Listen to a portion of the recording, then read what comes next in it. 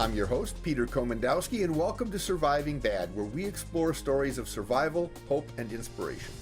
Today we're talking about the secret life of the teenage brain. Lurking inside of everyone's brain is a powerful drug called dopamine. It can make you happy or destroy you, and you can't stop it. Some risks are subtle dopamine-inducing agents like sugar. Others are deadly, like alcohol, tobacco, and any number of legal and illegal drugs. Dopamine is a part of the human body. You can't live without it. Yet it can be hijacked by people that know exactly how to manipulate your mind without your permission. Now, if that sounds scary to you, it should. We've brought in an expert to tell you why.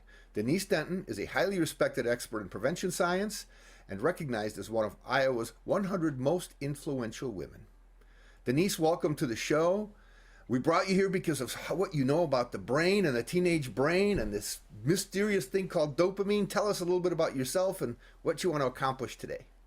Well, thank you very much, Peter. It's good to be on your show. It's good to be back again. What I know about the teenage brain. Well, this is an area of real mystery to me because, we think of, there's sort of the myth of the adult child where you have a 16-year-old who looks like they're a grown-up, they're 6'4", they've actually taken out the garbage 3 times in a week without being asked, and you think, I've got myself a self-actualized adult here, this is gonna be great, I raised a great kid, and the next week they do something entirely out of character and maybe not even legal. And when you say to them, why did you do that? They're like, I don't know, and they probably don't. The teenage brain is not like an adult brain with just fewer miles on it. It is like a Ferrari. It's all primed and pumped, but it's all acceleration and no brakes. And knowing some of that, although the behavior that you see may not still be acceptable, it is explainable. And usually it's entirely predictable, which is, you're right, the scary thing. And a lot of it has to do with the chemicals that we have in our brain that act as messengers and tell us to do stuff. Now, I think it always helps a little bit if we can just take a quick tour through the brain so that you know what structures in the brain are more likely to go wrong with a teenager than not. And so the brain really is pretty simple. It's just 3 pounds. If you think of sort of a picture of a kidney bean or maybe even a cabbage, but it's really only 3 pounds, and it's sort of constructed in 3 different ways or 3 different compartments. At the very base, you have your brainstem, and it's in charge of all the have-to-haves. You have to breathe, your heart needs to beat. These are all good things. And then you've got some fun stuff like, sneezing and coughing and the ever popular gag reflex. If this is all you had, you'd make a great little salamander because this is known as the reptilian brain. But it really does keep us alive. You got to have it. So then as you work your way up, sort of at the back of the brain, you have something called the cerebellum. Now, it's good to know that at about 6 years old, about 95 or 96% of our brain is ready to go. Actually, 40% of it is sort of ready to go when we are born, structurally speaking, 80% as an adolescent. But in terms of its ability to really function on a good level, you've got to put some effort into it. And at about 6 years old, you've got about 96% of that. The other 4% has to come online, though. And the cerebellum's a good example of that. It tends to start to do its best work when we're in middle school. Now, it's most famous for muscular and skeletal coordination, but it does some other things. At about middle school, in theory, it's supposed to get good at math. It never did that for me, but it does that for some people. It also helps with social skills. And again, anybody with a 13-year-old is really questioning that. But it really does help with that. It's known as sort of the lesser brain, but we don't give it enough credit. When you move into the center part of the brain, you're in the old mammalian brain. In other words, you have all of the things in this section of the brain, in this system, in common with collies. This is what keeps us alive on sort of a subcriminal level. We don't really have to think much about it. So it works as a system, and there are specific structures like the thalamus that helps us recognize patterns and boundaries. It keeps us on the straight line or in color inside the lines. You have the hypothalamus, which helps us with what we call homeostasis. It keeps us in balance. So it helps with body weight and body temperature. It reminds us to sleep. All of those things keeps us warm. So those are all good things too. You have the hippocampus, which has to do with memory, and it really is concerned with adding new memories to old so you can learn from your mistakes, or at least we hope that's what it's going to do. then it gets really interesting because this is where it's fun to be a teenager. Another thing that is called the amygdala. The amygdala sort of puts a value on your emotions. And during our teenage years, it's in a different bar than it might be other times. But it's sort of the crossing guard for emotions in that when you're scared, it adds the goosebumps. So it not only, decides what's important in terms of emotion, but it reminds you to be scared or to be sad, and it adds value to that. Another thing that is there is the nucleus accumbens, and it really is sort of the bar in the brain for what's fun and what isn't, what makes it worth it, what is salient, what the brain should pay attention to. So for instance, when you're a teenager and your parent comes in and says, we're going to rake leaves and it's going to be fun, you just look at them because you know that's not true. But if they come in and they say, we're going to rake leaves and there's $10 in it for you, that is a different conversation. So the nucleus accumbens is what judges that. There's something also at the base of that called the VTA, I can't say it. Ventral tegmental area. There we go. Sorry. Which is why we call it VTA for short, because there's too many syllables. It's where we start cooking up some of those chemicals that you mentioned in your introduction. We'll get back to that in a second. The very last part of the brain to come online, which is not until we're about 25, is the prefrontal cortex. And this is where our higher sort of learning is. This is where we start to add signs and symbols, and creativity is sort of the outer core of that, but the very front of it has to do with inhibitions. And that's what keeps us from going over the line. We're going to take a short break, but that relationship between the frontal cortex and dopamine, we're going to explore that after the break. Stay tuned. Be afraid. We'll be back with Denise. You don't want to miss this.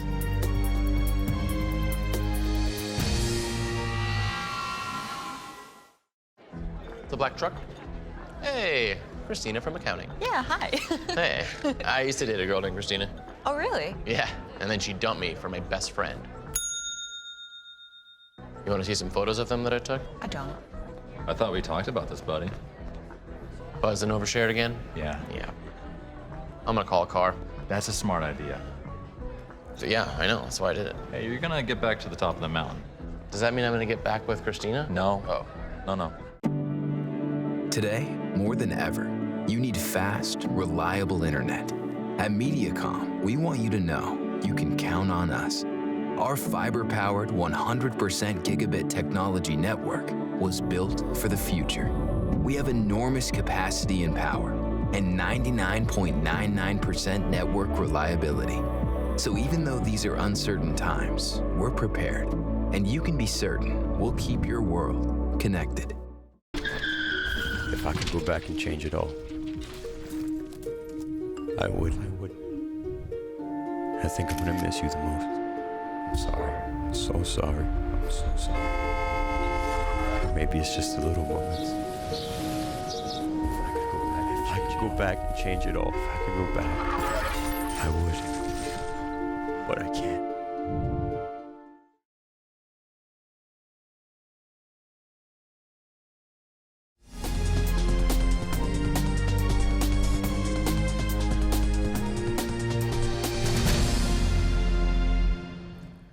Welcome back to Surviving Bad. We're talking about the teenage brain, the invisible world of dopamine, and the powerful influence of actions that can literally change your life, sometimes without your permission. We have Denise Denton here, and she's sort of an expert on the brain. Denise, welcome back. Well, I don't know that I'm a neuroscientist, but I've been around a lot of teenagers, and some of the research that I've looked at really has enlightened me as to what that behavior is all about. So I want to talk now a little bit about growth spurts. And just the way we have growth spurts, like when we're 2 and 3 and when we're in junior high, and we have growth spurts in the brain. And one of those happens right away actually before we're even born. At about 8 months gestation, we start creating more neurons than we could possibly know what to do with. You sort of send in Edward Scissorhand at that point, and they snip them all back so that when you're born, really all you know how to do is drool. That's good in the long run. But then you start over. And you have another growth spurt of neurons between ages 1 and sort of 3. And think about it, you need to learn a lot of things. And so you're going to need a lot of your neurons. This is where you learn how to walk and talk and, tell your parents no. And so that's very important. And at roughly the same time, you're just soaking up all kinds of information. From the time a child is sort of 0 to 12, you're learning all the basics. You become a very good concrete thinker. So names of the states and books of the Bible and numbers and all of those things. But then you get snipped back again. They send in the scissors guy and they snip back all those neurons, and you sort of have to start over again, which is why I think at about age 11, 12 is why kids start to get a little owly, as somebody is messing with their brain. And then they start over. And what this does is it creates what we call plasticity. And plasticity means that the brain has the ability to learn from its environment. And the time that the brain has the most plasticity is around 15 years of age. So I always, when I talk to high school students, I always go, where are my sophomores? They're the smartest people in the room. And the seniors are thinking, no, they're not. But they have the most plasticity. And the good news about that is they have the most potential to learn. The bad news about that is they're learning what's ever in front of them. So the brain becomes what the brain does. And I know we've heard Dr. Gentile talk about this before from Iowa State, and I think you've had him on your show, is that whatever the brain is doing, it's like muscle memory. It gets good at that. And so if you are learning sports and science and how to play well with others, that is what the brain gets prepared to do for the rest of its life. It sets the bar. But if what you're learning is laying around on the couch and playing violent video games and doing drugs, that's what the brain considers to be normal. And so, a teenager really has some power over the potential of their brain. But that isn't usually what's driving the teenage brain. And that's where we get into dopamine, because those things happen because there are messengers in our brain called neurotransmitters that send messages to our brain and interact with our environment and allow us to make decisions. Now, dopamine is interesting because it helps the brain understand its environment. In other words, the brain sort of divides its worlds into two places, what we call peripersonal, which is the here and the now and what I can touch, the present, and the extrapersonal, which is what I see in the future and what I look forward to. And dopamine is all about the extrapersonal. It's looking towards the future. Dopamine, along with other neurotransmitters, keep us alive by helping us think about the future or helping us appreciate the here and now. Now I have a question for you. We have this here and now and this future, and our brain is interacting with people. Right. But isn't there a presumption here, like when a young child or in vitro or anything like that, that there's people around that are keeping the environment safe, healthy, and happy? I mean, that brain is just as likely to accept as normal bad things if that's what kids are exposed to. I don't know. I mean, is there a filter that says bad things are the normal? Is that what you're? Well, I mean, if they're seeing things like you said, they get good at watching TV or sitting on a couch or doing drugs. Are they absolutely? There's no filter there. There's no ethical judgment there at that age. It's just a bunch of learning and some, is there some way to manage it? Yeah, that is what they would learn. Absolutely, and that's what they would consider to be the normal. However, the brain is still driven by its need to survive. And that goes back to 50,000 years ago. We're really only as smart as our 50,000th year ago ancestor, because that's sort of when the brain quit developing structurally. So think about what we needed 50,000 years ago, or what we need today, which is food, shelter, and a way to get along with folks. But 50,000 years ago, think about, what was risky then are different risks now. But the structures that evaluate risk are the same. So in other words, 50,000 years ago, you had to develop the ability to risk, or you'd never leave the cave and you would starve to death. Yeah, and you'd never be anybody's ancestor. The whole idea is to propagate the species and survive so that you can be somebody's ancestor. Okay, that's the brain we inherited. So it is in a teenager's best interest to risk. It's how they learn autonomy. That's one of the tasks of adolescence: autonomy, separation, cooperation and individuality. They have to do those things. But maybe you could outrun the raptor 50,000 years ago, and evidently you could, or we wouldn't be here. You can't necessarily outrun guns and cars and drugs. So even though evolutionarily speaking, risking is a good thing in the long term, and it's good for the species, for the individual, it's not always the same. And dopamine is one of those things that drives us to that risk. Dopamine is all about the future. It rewards us for thinking about the future and reaching for it. Okay, other neurotransmitters, say like serotonin, people have heard of that. It gives us a feeling of well-being. It's happy when we eat. It's happy when we sleep. It's the here and now. Okay, norepinephrine is another one, and norepinephrine is really nothing than adrenaline. But adrenaline really does talk to us about the here and now. Is there a risk? Is there something we need to get away from? It gives us a chance to run faster, jump higher, and get out of the way. It's not really thinking about the future. It's right now. Dopamine only thinks about the future and rewards us for doing that and whatever it takes to survive. We're going to take a short break, and after that, we're going to get even further into how a brain that you think is designed to protect you can be the cause of some risky business. See you all after the break. You don't want to miss this.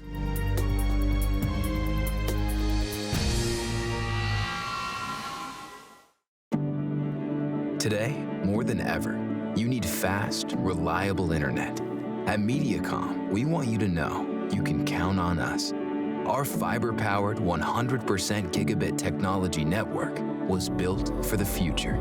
We have enormous capacity and power and 99.99% network reliability. So even though these are uncertain times, we're prepared, and you can be certain we'll keep your world connected. Multiple studies have shown that marijuana can slow both driver reaction and response time, which can be really dangerous. He's here. He's here. Wait. What? I can't drive. Why? I'm high. Oh.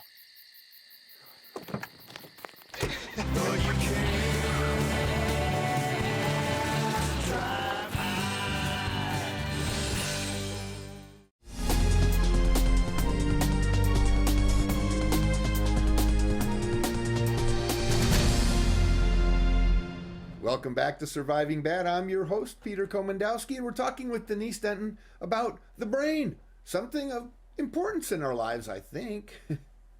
Well, Denise, let's continue the conversation. We were talking about this sort of control, influence stuff, things that go on that we can control and things that we can't. Well, dopamine is interesting that way because we really, it is sort of a neurotransmitter that has a mind of its own, in part because it's trying to keep us alive. It's not a bad thing. Dopamine, like many of the neurotransmitters, is a multitasker. And it does things that help us tremendously, like just helping with controlled muscle movement. If you don't have the right calibration of dopamine, you will probably have Parkinson's. So it has some practical applications in that way. But it also has sort of its runaway beer truck sort of aspect of it, in that it has sort of its immediate, I must have it now sort of dopamine, but it also has what we call control dopamine. And that it not only makes us think about what's in the future, but it sort of controls us to work towards that. Now, that's all fine and good when it's working the way it's supposed to. But if you throw in some kind of wrench to that, say drugs, for instance, dopamine becomes or drugs are sort of like dopamine on steroids, and there's no enough to it. Dopamine always thinks that there's never enough in the future, never enough food, never enough dating to keep us alive. But drugs take that to another level. I always say you scratch the surface of any really interesting drug and there's always dopamine. So when you've got two things going, you've got dopamine that you have, that you're manufacturing naturally.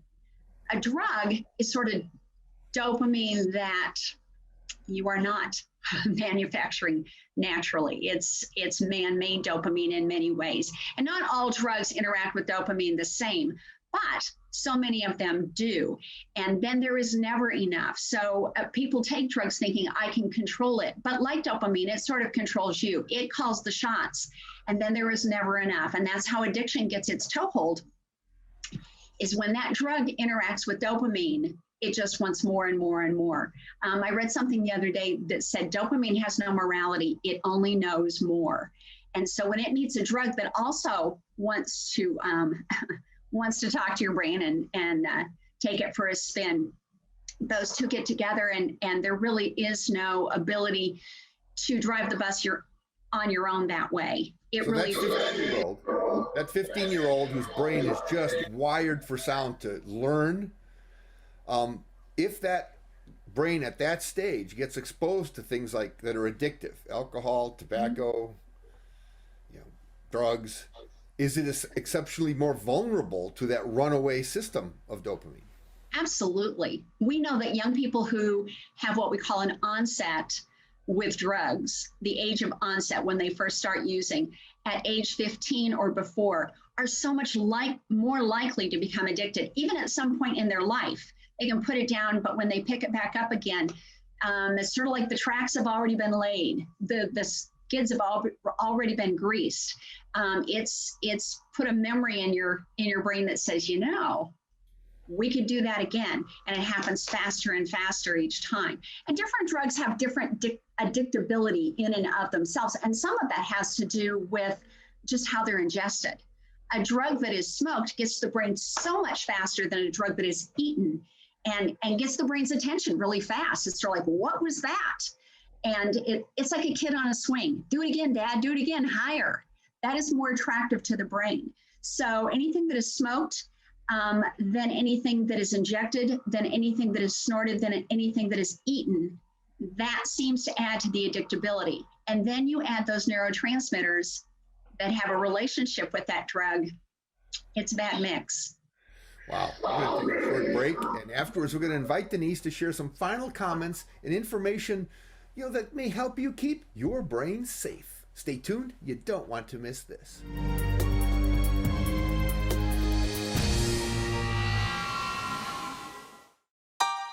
Every second, 127 new devices connect to the internet. You can feel it happening. Our digital world expanding with every breath. We're entering a whole new era of connectivity, and MediaCom will be ready to power it with one of the nation's first 10G platforms. We'll be bringing you more speed, more capacity, more security, and the power to do more than you ever dreamed possible.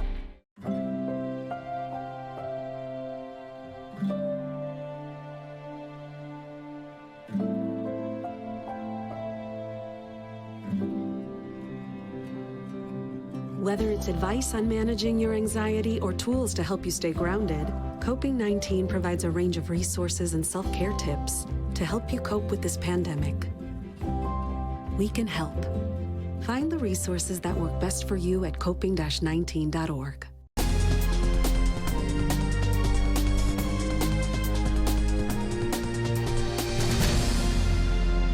Welcome back. Today on Surviving Bad, we're talking about the secret life of the teenage brain and a mysterious thing called dopamine that can literally hijack your mind. Let's hear what lessons Denise has to share with us.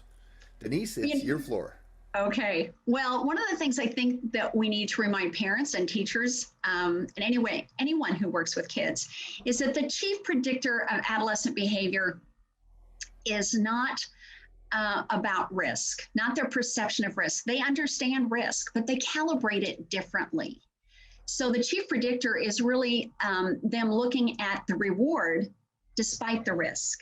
Okay, so they calibrate risk very differently. It is important to remember that a teen brain is always sensation seeking. Okay, I mentioned before that there's a bar that happens about age 15 that resets what is interesting to them, what is salient to them.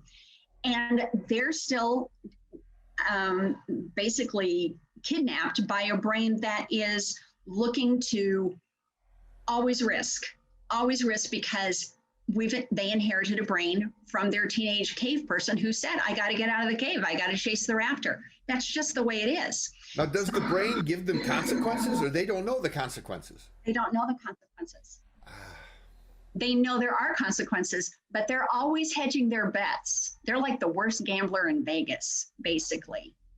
So you need to remember that a sensation-seeking brain that is all jacked up on dopamine and hormones, linked with an amygdala that is overexuberant at best, and quite frankly, larger at that time of their brain. So it's really ramped up to go.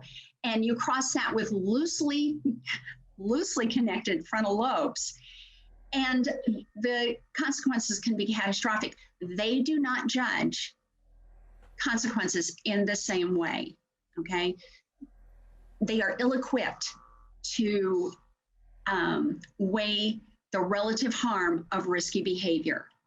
That is a developmental construct. So our job as parents and our job as adults and our job as youth workers are to allow them risks, but risks that we can sort of wrap our arms around. Risks of driving at 120 miles an hour is not a good risk for them to practice on. Learning to canoe is an okay risk. Learning, there are ways that kids can learn skills and learn risk and practice on those and gain confidence. But again, guns and drugs and fast cars are probably not something they can outrun. So it does really put some onus on parents to be able to have some of this dialogue about risk and behavior. I mean, and obviously educators that can teach about brain science is important at 15, not at 35 or 45. Right. It's important when they're young, but notwithstanding brain science, parents' conversations with children about risk and consequences might help them negotiate this landscape of a developing brain. Well, certainly making sure that the boundaries are there and they know what the consequences are. But again, they're going to judge consequences differently than you and I will. So it's allowing that growth while mitigating the harm as much as possible. Well, thank you so very much for joining us today and giving us an inside look on a pretty deep topic. I really thank you. You've made some things look much simpler than I think they probably are, and we appreciate that. And thank you all for joining us today. Check out our website, thehealthyiowa.org, for more information, and keep your eye on Mediacom MC22 for our next episode of Surviving Bad, where we explore stories of survival, hope, and inspiration. I'm Mediacom MC22, your local programming leader.